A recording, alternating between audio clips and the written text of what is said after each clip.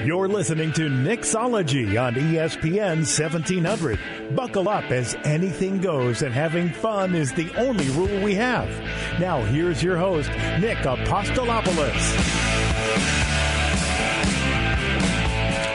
Hey everybody, welcome to the inaugural episode of Nicksology, the show that's all about booze, beer, and babes. My name is Nick Apostolopoulos. I'm your host. Full disclosure, this show is brought to you by 619 Vodka, and I am the owner and founder of 619 Vodka. But this show is not going to be all about that. It'll be about, like I said, booze, beer, and babes. Coming up today in the booze department, we have Justin Doyle from Cafe Coyote. We'll be talking about Cinco de Mayo, tequilas and margaritas, that sort of thing. Then later in the show, Dan Carrico is coming up from Thorn Brewery to talk about brews. But right now, filling in for the babe part is Joe Sinclitico. Hey! He's a babe in training. Joe, how's it going, buddy? I got pretty sweet hair, so... I know. So, by the way, if you're listening on the radio, you can also check us out online at livestream.nicksology.com. That'll get you to the live stream of the video right here in studio. And as well as you can check us out at nicksology.com and facebook.com/nicksology. So Joe here. Joe, so you're originally from San Diego, but you live in L.A., right? I am born and raised in San Diego, North County, Solana Beach. So not the 619. Not the... Well, it used to be the 619. It used to be the 619. I know. When I try and tell people that, the 619 used to go all the way up to Mammoth and whatnot. But not so much anymore. I'm definitely more connected to the 619 than the 858. Because nice. I grew up mostly 619. Nice. Till I die. So Joe joins us from Comedy Juice, which is a local and national, right? Comedy. Yeah, we're a comedy promotion. We're actually the biggest weekly comedy promotion in the country. We run 5 shows around the country. Our biggest are in San Diego, here at the Madhouse Comedy Club in Horton Plaza. Right, and there's a show coming up tomorrow night too, right? Yeah, every Wednesday, 8 o'clock, we put on a show, and we have the best comics from L.A. come down and perform, do a headlining set. And then we have some of the best local guys to get up on stage, and we've been doing that for about 5 years now, and it's going great. It's awesome. Now, again, full disclosure, 619 Vodka sponsors that. Sponsors, comedy, yeah. Only here in San Diego, God, of course. You can't do comedy without vodka. Yeah, tell me about it. So who's going to be on this week? This week I am on the show, as well as a guy named Elliot Chang. He's a really funny dude. He's been on Comedy Central, Tonight Show, Last Comic Standing. Just absolutely destroys. Really, really, really funny guy. Awesome. Yeah, it's going to be a great show. I'm excited. Sweet. So I want to talk a little current events. We were talking outside. You're a big MMA guy. I am. It's the only sports I watch are MMA and golf. Okay. Which is like completely on two opposite sides of the sports spectrum. Yeah, I was going to say. But I started watching MMA. I actually saw the first one live when I was 13 years old, and I just kept watching it ever since. So I saw the very first UFC, and I was like, what is this? All right, so I love MMA. Yes. But I'm also a big-time boxing fan. Okay. And, of course, the big sorry. Mayweather. I know. That's what I'm feeling that way right now. There was the big Mayweather-Pacquiao fight this weekend. Yeah. Fight of the century. Fight in quotation fight marks. of the century. I mean, yeah, I think it would have been more fun to watch golf. I'll be honest with you. Yeah. So what's your take on that? What do you think of the fight? I thought it was, I was never that, one of my issues with boxing now is it's these small guys. It's like watching, 2 horse jockey-sized men play tag with pillows on their hands. It's just not that exciting, contrast Mayweather style to, when I used to watch boxing, when like Tyson was around and that guy would just come out angry, furious, with zero compassion in his heart, just trying to murder the other guy like he just killed his kitten or something. Right. And, neither one of those guys, Pacquiao or Mayweather, they didn't even look like they had been... they had another highly trained man trying to punch them in the face for 12 rounds, and they came out looking like they just had a light workout, Well, and I think that's the problem. When you're going to get a guaranteed $120, $180 million purse, all you care about is dancing around the ring for 12 rounds and not getting hurt, right? Yeah. And these guys are, I don't know. My problem with boxing is that I love boxing. I love the old Hearns-Hagler type stuff. That's the fight everyone's been talking about. But those guys came out mauled, like they had just been beaten with bats. And I think that still exists in boxing, but I think the problem is at least when I watch, is the problem is that exists, but it exists in the lighter weight classes, right? The smaller guys, when I watch the smaller guys, the lightweights, the featherweights, and those guys, because they want to come out and fight. But then to me, it's almost an inverse spectrum, right? By the time you get to the middleweights or the heavyweights, especially the heavyweights, because they're just looking for the knockout. So they're walking around just jabbing round after round. Yeah. And they get tired quick. They get tired really quick, yeah. And that's the problem. So I feel like there's just not that excitement anymore. And in the U.S. especially, until we have another American heavyweight challenger, I don't think we're going to see my problem with the lightweights is I don't have any interest in watching a guy fight that I feel like I could pick up and throw across the room. You know what I mean? Like, those guys are... Yeah, but some of those guys are tough, man. I'm sure I wouldn't be able to. Right. I'm sure I wouldn't be able to, but there's something about watching a guy that's, 120, that literally weighs as much as my girlfriend, get in a fight at like 5'5". All right, but fine. They are super fast, then let's shift gears to MMA though, because you got those same weight classes in MMA. Now they're not usually the bigger fights, but sure, yeah. I mean, Demetrius Johnson is considered to be one of the pound for pound best MMA guys in the world, right? And he fights at I think it's 125, and they say, he's about... I just can't watch it. I mean, they're so quick, it's almost impossible to even tell what's going on. That's true. They're so fast, and I like seeing those guys that just, if you saw them on the street, you'd be terrified of them. They got the cauliflower ear, big, huge muscles. The cauliflower is definitely a dead giveaway. But so let me ask you this then, because my thing is I love MMA, but I also feel like there's two problems I see with it. One, I mean, the plus side, right? UFC runs everything, so they make fights happen. Yeah. There's none of this, we want these guys to fight, and it's 2 years later. Yeah. But I feel like in some ways they make the fights happen too often. Like every 3 or 4 weeks, I can't stay interested. There are too many guys, and then on top of that, because of that, these guys are fighting all the time. There's the other part of it where it's, is it boring when the guys grapple for 3 rounds and they're not boxing, they're not trying to tear each other's heads off? Yeah, I think MMA exists on a larger spectrum, so it's like at the far end of boring in MMA, it's worse than the most boring boxing match, but at the other end, when you have the most exciting MMA match, it's so much better than the best boxing match because they're just going crazy. They're slugging each other in the face, then they're grabbing each other, throwing them on the ground. They're going into grappling. But you're right. When it is boring, and there's a lot of blood flying around. Yeah, when it is boring, like when the most boring MMA match, if the however billions of people that turned in to watch the Pacquiao-Mayweather turned into a boring MMA match and just saw 2 dudes grappling with each other, holding each other on the ground, I mean, they would have been far more angry than what they saw, at the Pacquiao-Mayweather. But ultimately, I feel like if you're a hardcore MMA fan, there's more depth to the sport. There's just so much...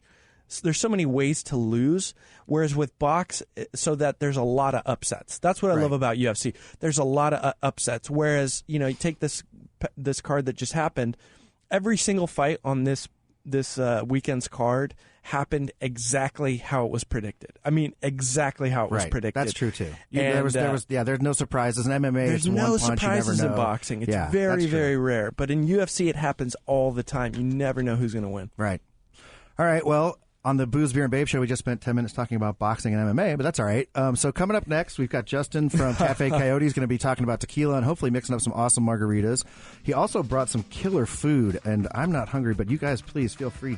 Make some plates, go ahead and eat. Yeah. And so we'll be right back on ESPN Radio with Nicksology.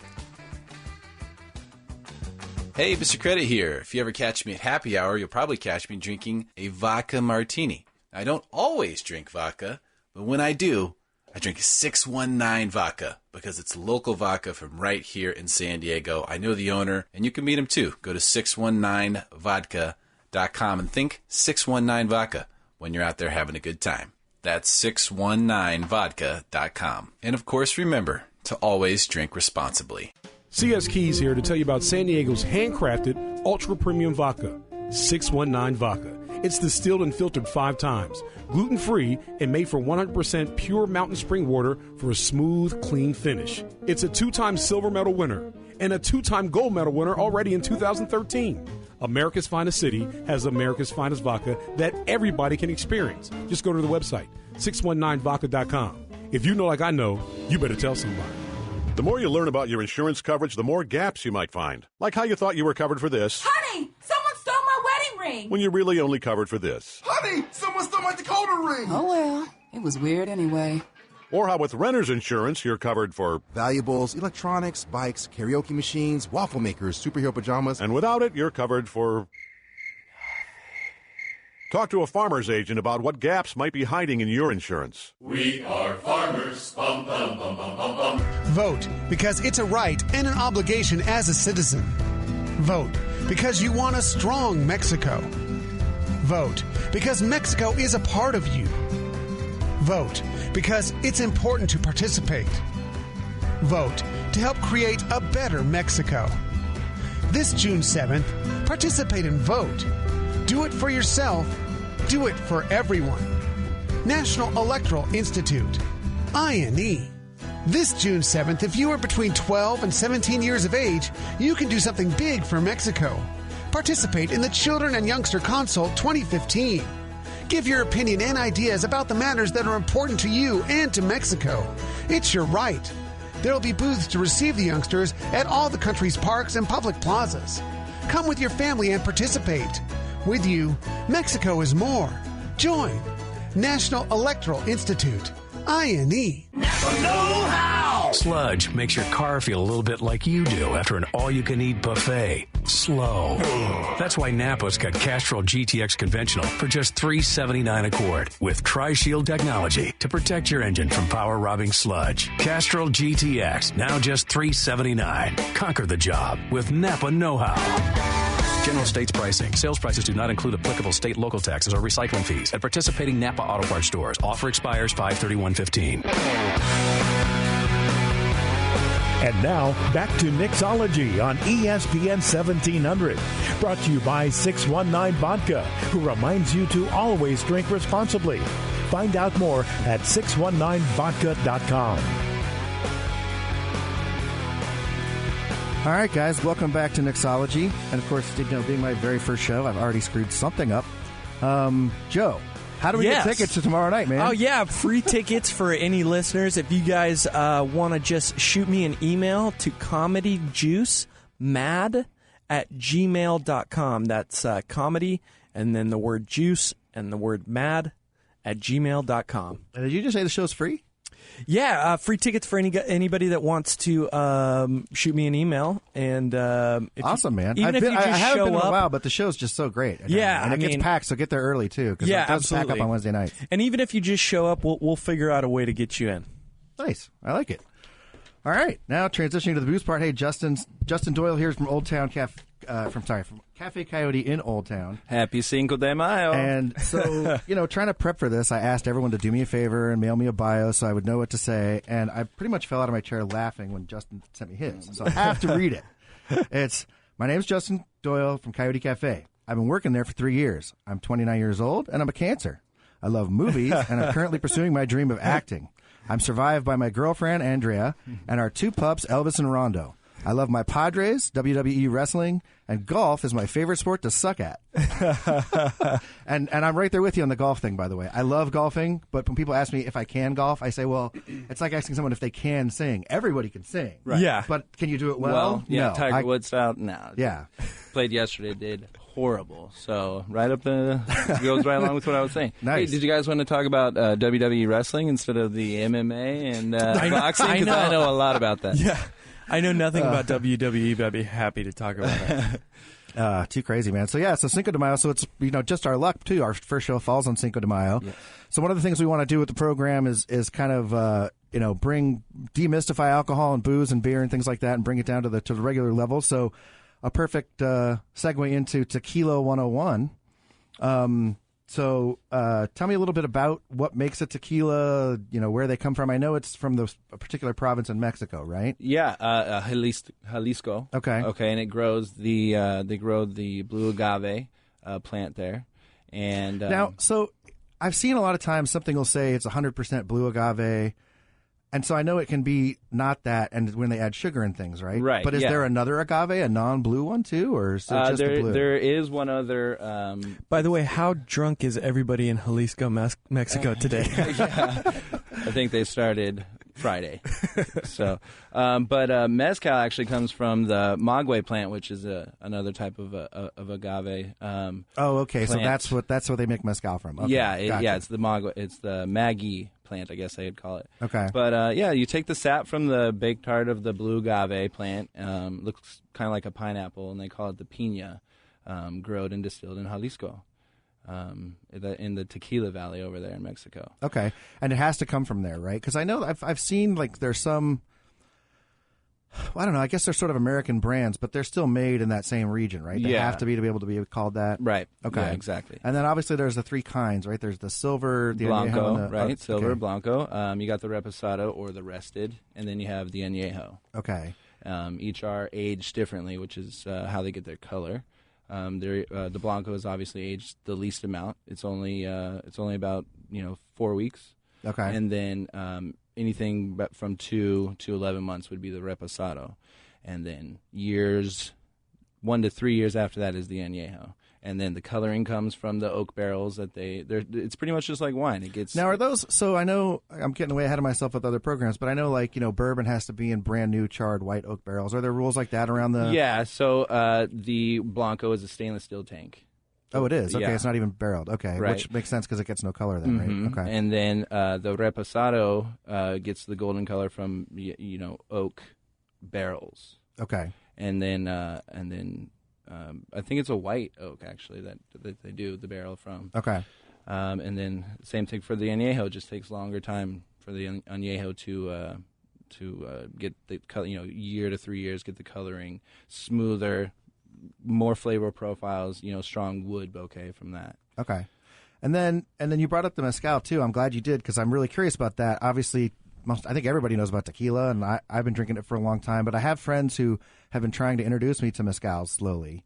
So what's the difference besides? Okay, so it's a different plant, but I know it's got like a smokier flavor. What does that come from? How do they do that? That's from the roasting of the plant itself. And actually, mezcal comes out of Oaxaca. So so it does come out of it comes out of a different place. Yeah, mezcal does. Yeah.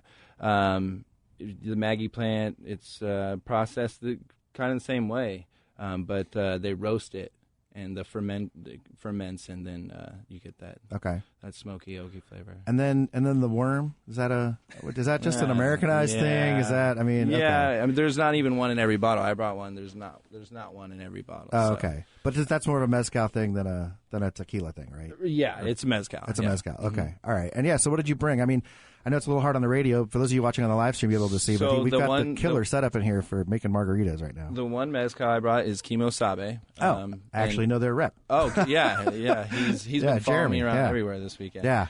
But then I also brought some our tequilas that we're featuring this month at Cafe Coyote. Okay. We got Herradura, Frito Kahlo, Tres Agaves, and the mezcal is the other one. Is our fourth one for the month. Okay. And then Contro is the triple sec that we also feature for this month. All right, sweet. So I kind of bounced around there too. So so let's back up and talk a little bit about Cinco de Mayo and what it is. I mentioned earlier we were gonna. Of course, my best ideas always come too late. So Sunday night, I thought, we should really go out and do a man on the street and go to Old Town or downtown and ask people what is Cinco de Mayo, because I don't think anyone has a clue.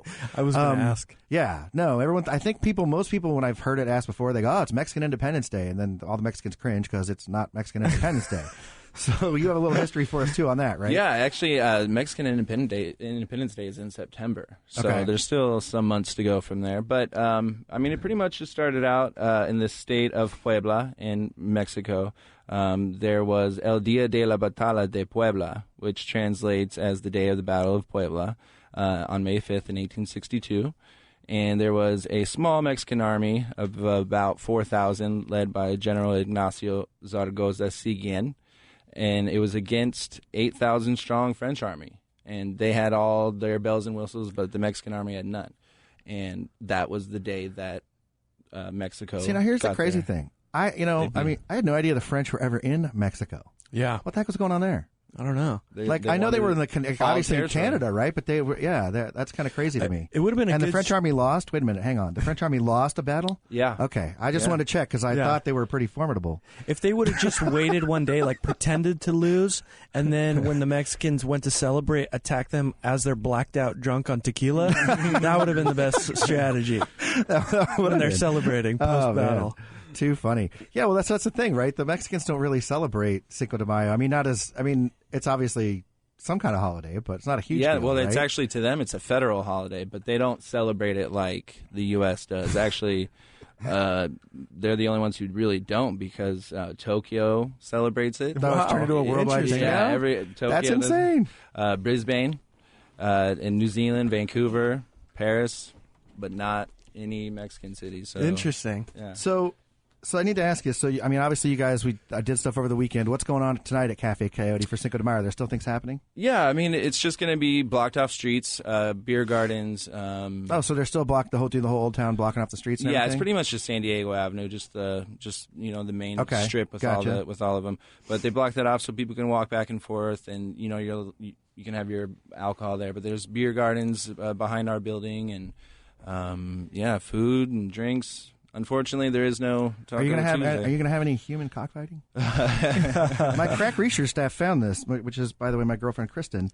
So there's a restaurant in D.C., of all places, right? D.C. It's called the H Street Country Club, and they're going to have human cockfighting where patrons and partiers will be pugilists donning boxing gloves and chicken masks while duking it out in front of the rest of the bar. Sounds fantastic. It sounds fantastic, but I also can't believe they're getting away with this, especially in Washington, D.C. Like, that to me offends chickens and Mexicans and all I don't know. It just seems, way too crazy to me. I had a totally different picture in my head. Yeah, that's insane. Anyway. All right, cool. So you guys are just going to have are there like mariachi bands roaming the street? Is that kind of a thing too, or is it just more of a? Every restaurant has their own there. There's, okay. About 8 restaurants, and each one has their own. And when you say blocked band. off, like you can't drink on the street though, right? You can just walk around, or yeah. Well, I'm not really sure actually. They do block off the street, and you can walk around. See, San Diego needs to get on this and figure out how to let people drink on the street more. Like I don't understand why this is such a huge deal, right? Yeah, I guess there'll be kids walking around and stuff, but. Just probably in the beer garden and at the restaurants. We part of Cafe Coyote is outdoors, but there's a point that you can't go beyond with the liquor. Right. And by the way, how long has Cafe Coyote been there? Cafe Coyote has been there for 26 years. It's family owned and operated. It started out in just a one room pretty much with a kitchen, and then has expanded into this huge building that's it's gigantic. It seats over 300 people. Wow. And we have shops in there, and people, there's like a tax place in there and a gem store and a Birkenstocks. Like they put that in there as well. So we have they sell Birkenstocks. Wait, can I drink when I'm buying my Birkenstocks? Right, That's what I want to know. Sure, yeah, as long as you're inside that building. Really? That's awesome. All these people waking up the next morning just like, did I buy Birkenstocks last night? Why do I have 4 pairs? I drank too much tequila. Yeah, exactly. There's probably a lot of mistaken tequila purchases, but Birkenstocks got to be the craziest one. Yeah. Too funny. But yeah, there is no Taco Tuesday. There is no specials. But that's right. I forgot. This is like the ultimate freaking Taco Tuesday, right? Yeah. No, but it's built to Taco Tuesday. Mm-hmm. So no taco specials? No discount, nothing. Oh, that sucks. I know, because it's the one day they don't need to do it. Well, that's true. They're going to make a ton of money anyway. Yeah, the draw's already there. Yeah. All right. Well, cool. So when we come back, you're going to make us some drinks, right? I have a couple margaritas for you. All right. Awesome. So we're going to take a quick early break here, and when we come back, Justin's going to make us some killer margaritas, and then we're going to talk about Thorn Street Brewery.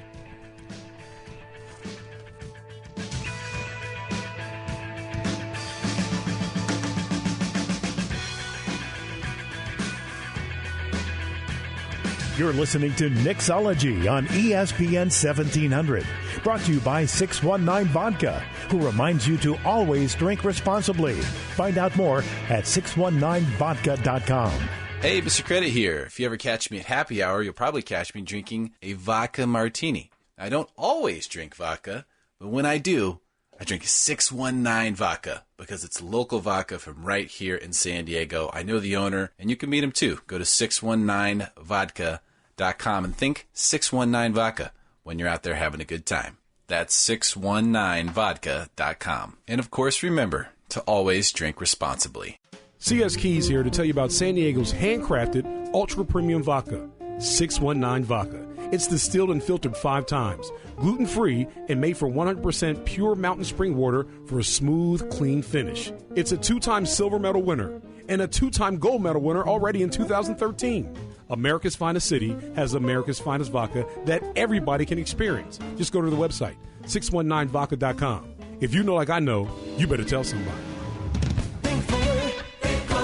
Go to Fuller Honda, where they exceed your expectations from test drive to delivery. Their professional sales team is committed to a no-pressure, high-integrity approach to your ownership experience. Best of all, the new Honda lineup features some of the best fuel economy on the market, along with contemporary styling at affordable prices. The Fuller family has been servicing San Diegans' automotive needs for over 60 years. Fuller Honda, exit Auto Park Drive off the 805 freeway in the Chula Vista Auto Park.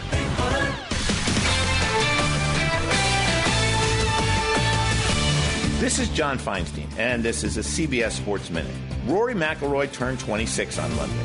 24 hours earlier, he won the WGC Match Play title for his 10th PGA Tour victory. Even before he had clinched his victory over Gary Woodland in the final, TV was throwing up a graphic showing that only 2 players in history, Jack Nicklaus and Tiger Woods, had won 10 times on the PGA Tour before their 26th birthday.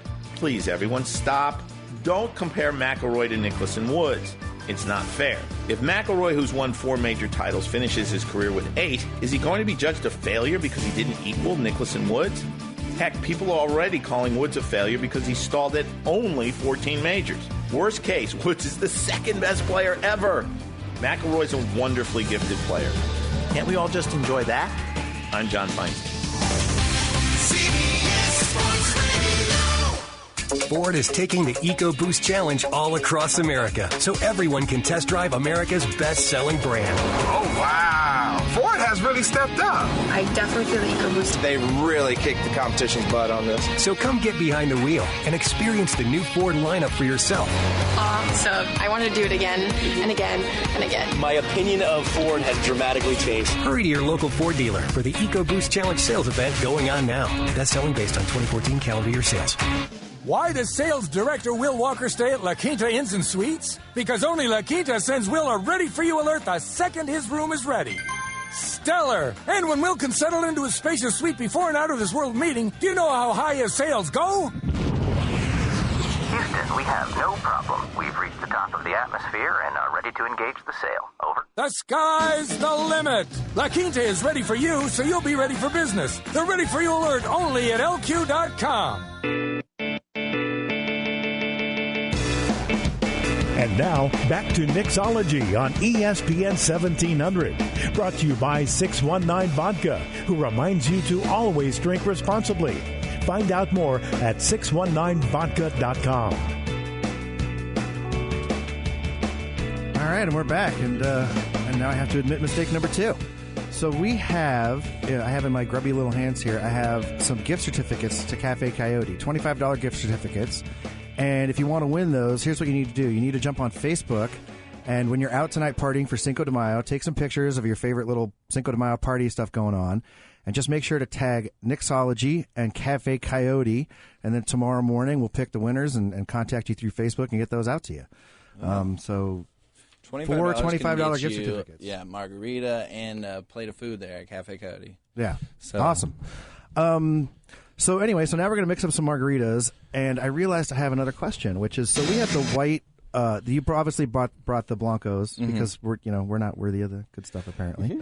But my question is this, because you have a lot of people, obviously that tequila's gotten to the point now that it's not just a margarita mixer, right? There's like sipping tequilas and things where, you ask the wrong bartender and they'll slap your hand from wanting to make a margarita with it, right? Right, exactly, and that's why I did it, is because silver is pretty much unless obviously they're more pricier margarita, but Blanco and silvers are definitely the ones that are used mostly in margaritas, and then you go to snifters and other cocktail cups for the other stuff that you would sip on, like you would bourbon, whiskeys. All right, cool. And so before you dive in here, so what makes a good margarita, right? Like, for example, I know I'm kind of, as much as I try not to be snooty, I like I definitely like my margaritas on the rocks. I don't want it to come out of a giant blender. And obviously you're going to do whatever the customer wants, but like, is that, what's the take on that? Well, first of all, blended or not blended, and then what makes a good margarita? Okay, well, blending dilutes the tequila. So it depends on, I always say, well, what kind of buzz do you want to get on? Because when you dilute it, it lessens the sensitivity of the tequila. You get, a little bit lesser buzz, I think, if you just go straight up than with the on the rocks. To me ruins the whole point of drinking the margarita. Yeah, some people like they like to feel like they're on vacation, out there, but get the pina coladas in it. But I always say, I always get it on the rocks. And then, of course, the tequila that's in it definitely helps out a lot. Okay. And then I saw you brought Cointreau. Cointreau is a lot of times people will float like Grand Marnier on the top. Right. It's the same thing, right? Just a different kind of... Yeah, it's a different, it's bottled differently. And the citrus, amount of citrus that's in it as well. Okay. And then where it is distributed from, which Grand Marnier is French. Okay, cool. All right, so what are you going to make for us today? You got two different kinds. Yeah, so I'm going to do our one that we're featuring this month, which is the Chimango Margarita. So it's a blended drink, but I already blended the mango part. So it's just a standard mango blend. So you got your sweet and sour lime juice, a little triple sec, gold tequila, so whatever our house is.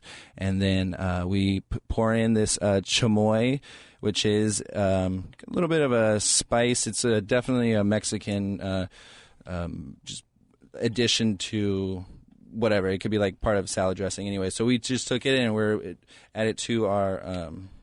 That's pretty cool. So now if people want to get that, where could they get, like, is that just at, like... yeah, they have it at... specialty food stores? Like yeah, Mexican specialty food stores. Like I'm sure Whole Foods. Okay. Whole Foods has it. All right. And then while you're doing that, so the other question I have too is, so margarita mix, right? It's usually kind of sweet and sugary. You guys make your own stuff, right? Like a really good margarita would have, lime juice and then some simple syrup, or how does that work?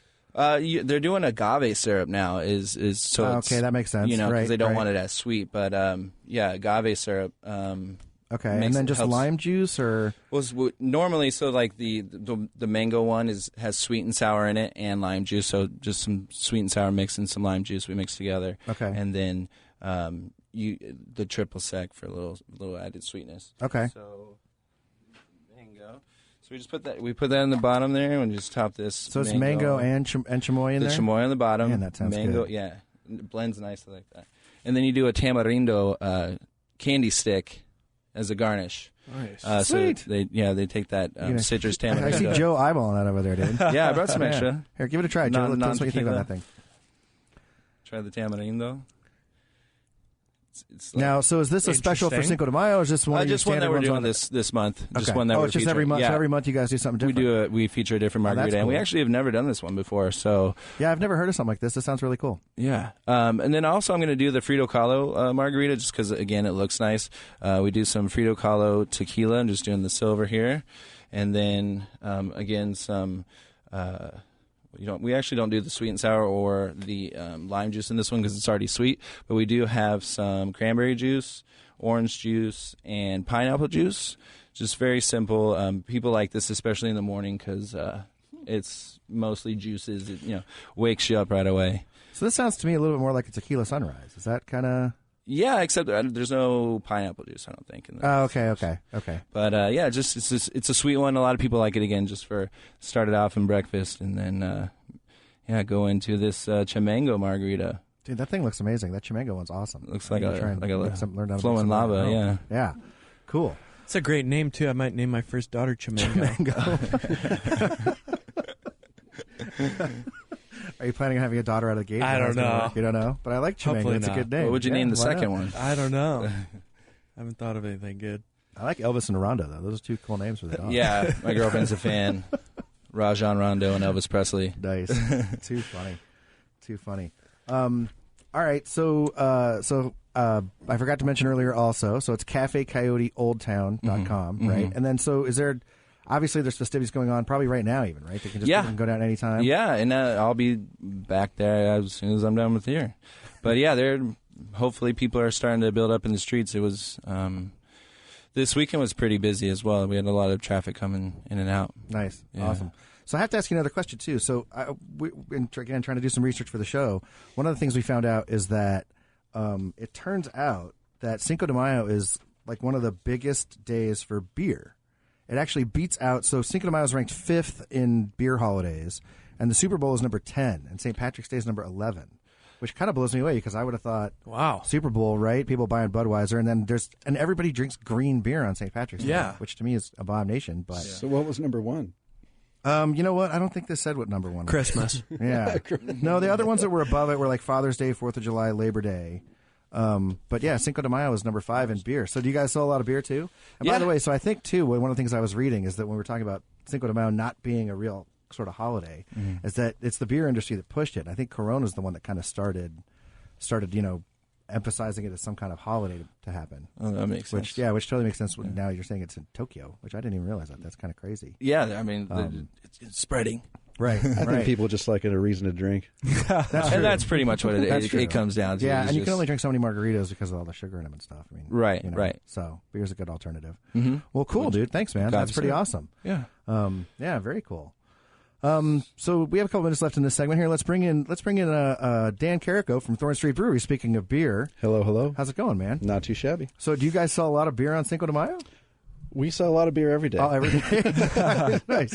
Yeah, but no, definitely an increase in people wanting to go out and get their groove on Cinco de Mayo. So, right. Nice. Yeah. We don't have any big specials or anything going on because a lot of people go special to like Old Cinco Town. de Mayo brew or anything like that you're doing? No, we actually did recently do, we have an amber agave that we actually used some of the agave syrup and used some a tequila barrel to get some liquor and mix with a amber. No, what am I trying to say? No, I'm trying to help. A barley wine. It was a barley wine. We took the barrel from nice. the bar and put it in the barley wine, and that aged on that for a little while and got some real nice flavors out of it. So, but that was just one barrel's worth, though. Well, just the barrel. Actually, we used the barrel. It was a tequila barrel that we used and put. Well, that's pretty awesome. So I didn't know you could do that. So you guys, I mean, yeah, we have everybody's doing all kinds of cool stuff with barrels these days. I mean, you're putting sours in barrels and wine barrels. We have sours that are going in Chardonnay barrels and Cabernet barrels. And then a new thing is using the tequila barrels as well, and just putting all kinds of different stuff in it. That's actually one of the things we want to do is use the amber agave, put that beer into a tequila barrel. That's why I got mixed up there. But yeah, bourbon barrels, wine barrels, everything. And you guys in the beer get to have all the fun.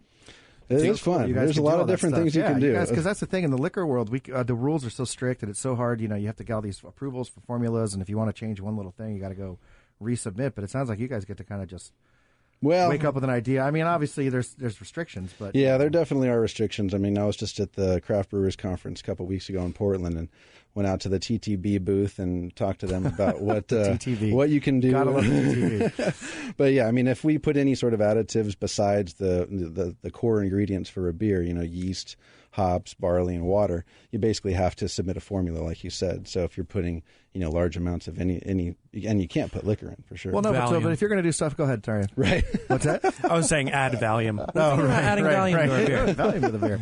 Yeah, actually, you'd be surprised though. There are liquors that are trying to, and there's actually some on the market that add like taurine and. Oh really? Oh yeah. They want to be like the energy Red Bull, vodka, yeah, like a premix kind of thing. It's like a bad combo. And there's one out there, I forget the name of it, and I guess if I remembered, I wouldn't say it anyway. But it's protein infused vodka. Oh yum! So post workout? Yeah, where do you I get guess the so. protein from? Yeah, protein infused, and then there's an electrolyte infused one too. That's if you're just a complete alcoholic and you get all your daily calories from liquor. Right. So you wake up and you go, I need some, what I really need? I need some electrolytes. So I guess I have another vodka. Why not? Right? It's a time saver. Yeah. Wow, it's pretty crazy. But yeah. So if you guys put like if you just want to do something and then put oranges in it, that's a formula you have to submit to the TTB?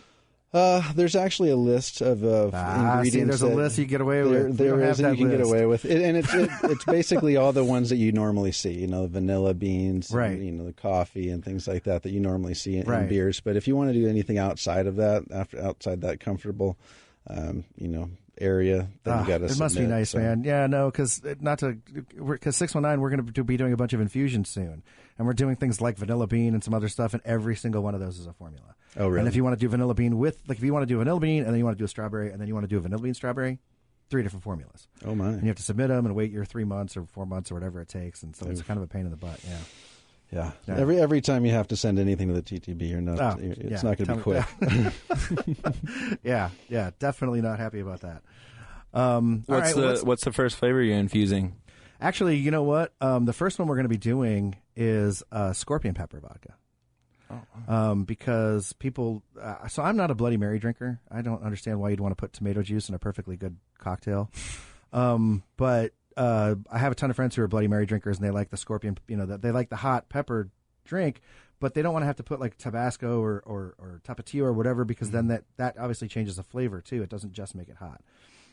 So the first one we're doing is scorpion pepper to use for Bloody Marys, and then we're doing actually a rose infused vodka. We're doing one with vanilla bean. We have a mint that we're working on, so we have some pretty cool stuff coming up. So, But the biggest trouble we have is figuring out the formula and then submitting it to TTB and sitting around and waiting for them to come back and say, oh yeah, you can do that, even if it's something as simple as vanilla bean, right? Like, anyway, I don't want to get on a rant and complain about the TTB, but yeah, that's kind of how that works. So, well, cool. Let's see. We should probably take a break here, and then I want to come back and talk about a little bit more about the brewery, how you guys got that spot. I love that spot in North Park, man. I live over there, so it's a killer spot. Oh, thanks. So yeah, let's take a quick break, and then we'll come back and talk more about Thorn Street and Cinco de Mayo. Thanks for listening.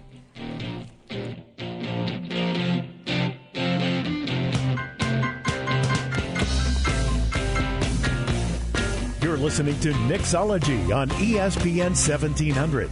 Brought to you by 619 Vodka, who reminds you to always drink responsibly. Find out more at 619vodka.com. Hey, Mr. Credit here. If you ever catch me at happy hour, you'll probably catch me drinking a vodka martini. I don't always drink vodka, but when I do, I drink 619 Vodka because it's local vodka from right here in San Diego. I know the owner, and you can meet him too. Go to 619vodka.com and think 619 Vodka when you're out there having a good time. That's 619vodka.com. And of course, remember to always drink responsibly. CS Keys here to tell you about San Diego's handcrafted ultra-premium vodka, 619 Vodka. It's distilled and filtered 5 times, gluten-free, and made from 100% pure mountain spring water for a smooth, clean finish. It's a 2-time silver medal winner and a 2-time gold medal winner already in 2013. America's Finest City has America's Finest Vodka that everybody can experience. Just go to the website, 619vodka.com. If you know like I know, you better tell somebody. You're listening to Guy Talk, live from the Sport Clips Haircuts locker room. Caller, you're on the air. My girlfriend says I don't listen. At least I think that's what she said. Anyway, she wants me to buy a toy or something for her cat. Any ideas? How about a dog? Next caller, you're on Guy Talk. Oh, man, I'm about to move, and I'm worried there won't be a Sport Clips where I'm going. Friend, there's over 1,000 Sport Clips locations out there. That means if you visited one a year, it would take you 1,000 years to visit them all. But by then, you wouldn't have any hair left anyway. And now a word from our sponsor, Sport Clips, where guys get an awesome haircut while watching sports on TV. Throw in a relaxing massaging shampoo and our legendary hot steam towel, and you've got yourself our famous MVP experience. One last caller, you're on Guy Talk. Yeah, it's me from the cat toy question earlier. Sport Clips doesn't do cat grooming, do they? Yeah, not a chance. But if we did, your girlfriend would have the most awesome cat ever known to mankind. That's all the time we have today on Guy Talk, brought to you by Sport Clips, where it's good to be a guy. She believes in talking like the people, talking with truth, with honesty, head on, with facts that will improve the country. But what's most important is to listen. She is Rosa Aurora, the blonde. The 4th District deserves someone like Rosa Aurora, a committed woman with experience who is a hard worker and is honest and direct. Her word is her commitment. Rosa Aurora, the blonde, for deputy of the 4th District, working for what you want most. There are millions of Mexicans everywhere that will no longer stand for injustice. They are tired of constant abuses of power.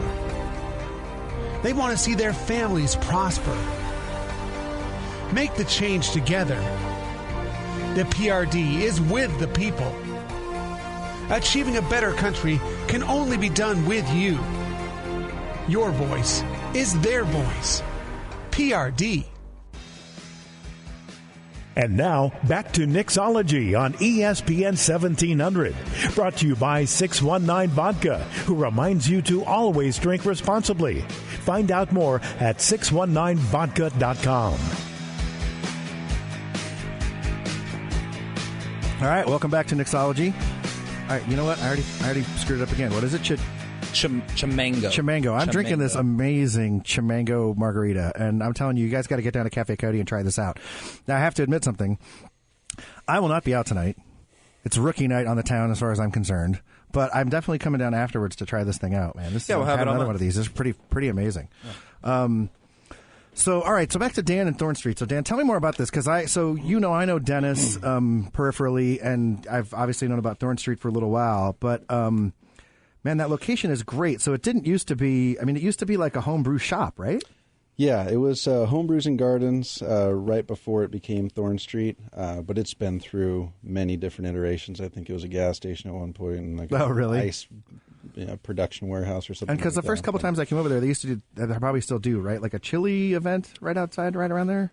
Yeah, the chili cook-off. Yeah, the chili cook-off. The chili cook-off. It's the Sono puts on this chili cook-off, which is South Park, North Park organization. But they've been doing that for years, and it brings, thousands and thousands. Do you know when that's of people. coming up? I don't remember. I should have looked it up. It's the first week in December. So it's a ways out. Okay, yeah, so it happened. So I missed the last one then. Okay. Oh, really? Yeah, because I didn't catch it. You missed a good time because it actually expanded this last year, and we went a couple more houses down each street because they close off the streets. They bring in bands. There's food trucks. There's a beer garden, and we're super busy. Yeah, no, it's a great event. I got to make a note to bring that back up later in the year to talk about that because I've went a couple years. Do you still get your own? Like when I went, you went and you got your own. Like handmade chili bowl, right? You get to keep it after you're done. Yeah. So it's awesome. It's the bowls cost $20, but see, I don't know if that was the case. But that's because you get all the chili you want with them, right? You go. Yeah, exactly. You you pay for the bowl, but you get to taste of the chilies, and then Yeah, it's a huge fundraiser for McKinley Elementary, which is right there in North Park. But yeah, they have all the different restaurants, and there's bars, and there's an amateur chili event. So everybody makes a chili for this. It's a huge thing every year, awesome. And then a bunch of people. So now, do you guys make any kind of beer chili for that thing? If not, you should. I'm telling you right don't. Now. No, we participate. You're missing an opportunity. We should. That doesn't sound very good. We actually have a chili beer. We have our Chili Cabra as a beer that we infuse some ghost peppers and jalapenos. But so that goes nicely with it. Okay. But yeah, that was our opening day 2.5 years ago, and actually when we opened, because of the government regulations and actually the state ABC, right, we were only able to sell 8 2-ounce tasters at a time. That was the most we could sell to a person. We couldn't sell them a full pint. It was a full pint and 8 2-ounce tasters. Right, but if you can imagine about 5,000 people coming through the brewery on that first day, because our first opening day was and you're trying to put yeah. Between the TTB and the California, ABC, again, I don't want to turn this into a rant show, but that's crazy. Yeah. Like, how are you supposed to serve people like that? Yeah, it made it very difficult. But that's no longer the case. Right. We have full pints. Yeah, so you have full thing there. So you just said, so 2.5 years you guys have been there. Yes. If you haven't been down there, the place is awesome. So tell me about how did you get involved and how long did it take to renovate and that, because it's just such a cool space with that back room, and it is. Yeah. Well, thank you. Okay. First of all, it took us about a year. I came in. I had been homebrewing for a couple of years, and I came in, and Dennis was closing down. Dennis O'Connor is one of my business partners, as well as Eric O'Connor. Okay. No relation, but he was closing down the Homebrews and Gardens, and we had come in because we heard it was closing down, so we're going to pilfer everything for 50% off, and I said, hey, what are you doing with the place? And he said he wanted to turn it into a brewery. So I said, do you have a brewer, and do you have a partner? Do you need money? right So a relationship was born there. Soon after that we got our license, a couple months later actually, but it did take us a good 3/4 of a year to actually renovate the space and open up the doors. So but yeah, the rest is history. It was a really fun project to do. It is really one of the first neighborhood breweries in San Diego, because it's not up in these industrial parks or anything like that. Right next door is a house, and right across the street is a house. Although I feel like breweries are popping up like every 3 blocks these days, right? Do you you have any idea like how many there are in San Diego? I should have looked up the number, but I think we're over 100 now. Yeah. I think we're and it's nationwide, right? We have the most local brew pubs of anywhere in the country. I think, right? Yeah, I know Portland sometimes puts up a fight for that one too, and whether it's city or it's county or how they define it as the most per capita or whatever. Well, and so that brings me to this thing I wanted to ask you about, because I just read about this yesterday, and it kind of struck me. Is there's a guy I talked to you about this in the green room? There's a guy named Evan Parent, which by the way is an awesome name for an article, because then it goes on to say parents drinking beer, parents doing this, and it sounds like there's a bunch of adults running around drinking beer. But there's this guy, Evan Parent, he's suing Miller Coors because he's saying that they claim that Blue Moon beer is craft beer, and they're saying it doesn't fit the rules. Now, they have, I don't want to bore everybody, they have the list of the rules here, which is so many gallons a year and so much of this and that. Yeah. But as a craft brewer, what's your take on that? Because it did start out as a craft, right? I know, and then it got bought by Miller Coors. Yeah, actually, I think that was actually started as a brand of Miller Coors. Was it? Okay. Yeah. See, I don't know the history of that one. And don't quote me on that for sure. But I know it is a little disconcerting for the craft beer market. People that have built these small breweries and are really building beers with a lot of thought and quality ingredients and things like that.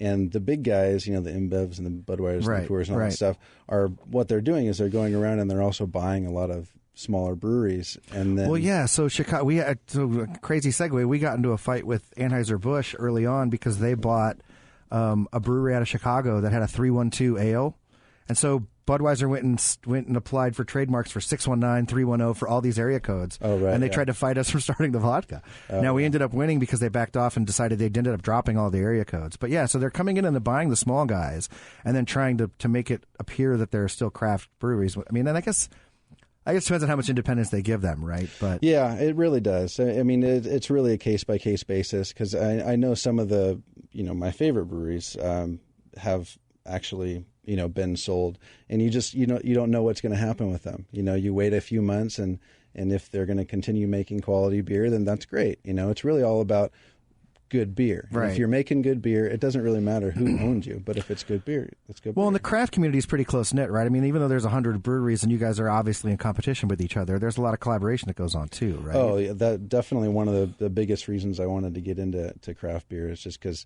everybody is so open. Right. I've talked to some of the guys that founded some of the biggest breweries in San Diego, and they're just open books. And hey, can I help you with this? Hey, do you need a lawyer? You can use our lawyer. Hey, that's pretty awesome. Whatever you want to do. So right. And I mean, there's with beer recipes and things like that, there's never any sort of patents or anything like that. So everybody, and even if you took the exact same recipe and took it to a different brewery, it would come out differently. Right. Yeah, because it's definitely much more of an art form to the way it's made. Yeah, definitely. So I don't think anybody's thinking anybody's going to steal stuff, but yeah, it's a really cool community. Cool. Well, I want to mention real quick before we go, you guys do homebrewing as well, right? I mean, homebrewing classes and things like that to teach people how to do those classes? That was, staying close to the roots of having the homebrew store. We wanted to continue to offer, homebrew classes. So we schedule one about once a month, and if it doesn't get many people in it, then we'll cancel it. But then we'll have one the next month. Right. And then we also started the North Park Homebrewers Association that meets every Tuesday night, or every second Tuesday of every month. Cool. Very cool. And so how can people, if people want to join the class or check it out and do the homebrewing? They can just go to our website, which is thornstreetbrew.com, and they can sign up for a class through the website there. And actually, I was jumping on board with everybody giving away free stuff. I was going to give out a free homebrew class for two if anybody wants to email events@thornstreetbrew.com. The first email we get, we'll get awesome. So yeah, events@thornstreetbrew.com. Get a free homebrew class. That's awesome, dude. I might have to come by and take that. I used to homebrew a lot, but I haven't done it in probably 3 or 4 years now. And so I have all this gear sitting around and little mini kegs and all that kind of stuff. So yeah, it's kind of crazy. All right, well, cool. So that's it, guys. Episode 1 of Nicksology in the books. Woo-hoo! Thanks everybody for coming out. Joe, thank you so much for coming. Thank you, guys. So give out what's again one more time. How can they get the tickets? The show is tomorrow, Wednesday night at 8 p.m. at the Madhouse Comedy Club, and you can email me at comedyjuicemad@gmail.com, comedyjuicemad@gmail.com, and just give me your name and how many people you want to bring, and we'll throw you on the free guest list. All right, awesome, man. Awesome show. Joe Sinclitico, thanks for coming out. Justin Doyle from Cafe Coyote, CafeCoyoteOldTown.com. Remember to post a picture of your Cinco de Mayo shenanigans and tag Cafe Coyote and Nicksology, and you can win one of those $25 gift certificates. And Dan, thanks for coming out. I appreciate it. Thorn Street Brewery, check that out. All right, guys, thanks very much for listening. Great like I said, episode 1's in the book. Thanks, guys. I'll do it again next week. Thank you for listening to Nicksology on ESPN 1700, hosted by Nick Apostolopoulos. Nick is the owner of 619 Vodka. Find out more about this locally owned vodka at 619vodka.com.